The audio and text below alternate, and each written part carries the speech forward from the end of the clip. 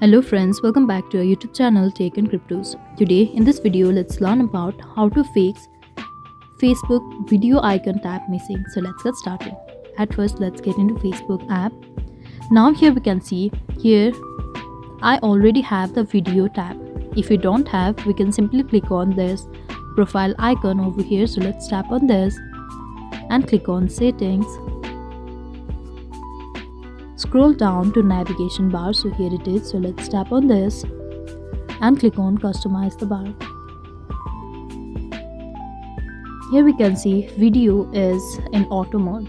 Let's tap on this and there are three different modes. If we click on pin, the video tab will already be in our interface, and if we keep it in auto, Facebook will personalize it, and if we click on hide, the video tab will be hidden. So let's go for pin if it's not being seen, and we'll be able to see the video tab. So that was all. I hope you liked the video. Please do like and subscribe. Thanks for watching.